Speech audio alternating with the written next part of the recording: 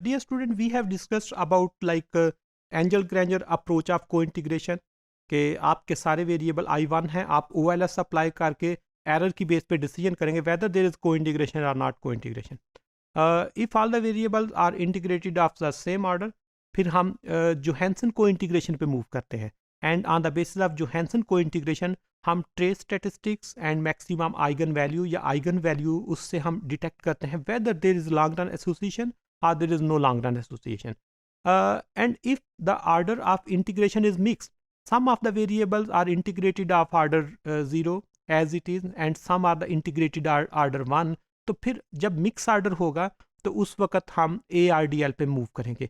ARDL basically auto regressive distributed lag model approach, इसमें हम lags include करते हैं। डिपेंडेंट वेरिएबल के लैग भी इंक्लूड करेंगे और इंडिपेंडेंट वेरिएबल के लैग भी, और ऑप्टिमम लैग लेंथ क्राइटेरिया के लिए we have the idea of archaic information criteria या different model selection criteria हैं, और on the basis of model selection criteria आप देखेंगे optimum lag कितने हैं, कितने lag तक उसकी एसोसिएशन चल रही है और उसके बाद उसका इम्पैक्ट वो मिनिमम हो गया है।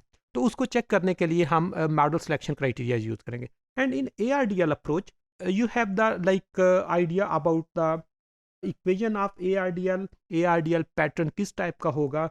This is basically ARDL pattern, और ARDL पैटर्न में you have some short run analysis variable and beta 5, beta 6, beta 7 and beta 8 are your long run association variable. जो beta 5, beta 6, beta 7 and beta 8 की values हैं, यहाँ से हम check करेंगे कि weather there is cointegration और there is no को इंटीग्रेशन। और जो आपके beta 1, beta 2, beta 3 and beta 4 हैं, ये बताएंगे कि आपकी जो शॉर्ट रन की मूवमेंट है वो किस टाइप की है। Then you have the drift, you have the constant number, और इसकी बेस पे हम एनालिसिस करेंगे। इसी तरह जिस वक्त हम कंफर्म करेंगे कि yes there is cointegration in ARDL pattern, if there is cointegration then we will move on error correction term कि क्या एरर करेक्शन मॉडल किस टाइप का जा रहा है। तो एरर करेक्शन के लिए हम जो चेंज इन डिपेंडेंट वेरिएबल लेंगे, और इसमें उसी तरह आप डिपेंडेंट वेरिएबल के लैग को इंक्लूड कर लेंगे, आप इंडिपेंडेंट वेरिएबल के लैग को इंक्लूड करेंगे। लैग कितने इंक्लूड करने हैं, it depends on optimum lag length criteria, lag selection criteria पे डिपेंड करेगा। और आजकल जो नए सॉफ्टवेयर आ रहे हैं या इवन हम eViews का जो वर्जन यूज़ करेंगे, वो आपको ऑटोमेटिकली आप मैक्सिमम लैग बता देंगे, वो खुद प्रोसेस करके बताएगा कि ऑप्टिमम लैग कौन सा है।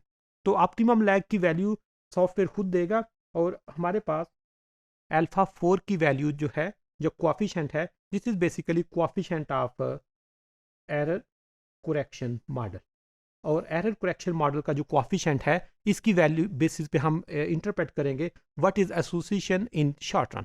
के लॉन्ग रन रिलेशन है, लेकिन लॉन्ग रन में जो मूवमेंट हो रही है वो शॉर्ट रन में जा किधर ही है, whether it's converging toward equilibrium या इट्स डाइवर्टिंग टुवर्ड इक्विलिब्रियम। तो ECM की टर्म अगेन, आप कोई भी मॉडल उसमें अप्लाई करते हैं एंजल ग्रेंजर, आप अप्लाई करते हैं को इंटीग्रेशन, आप अप्लाई करते हैं ARDL, the criteria is same. If the value is negative, the model is stable and converging toward equilibrium, and if value is positive, the value is if positive, then this shows that model is diverting from equilibrium, and consider that model is not stable one. So you should be very much careful regarding the sign and pattern of ARDL and ECM term.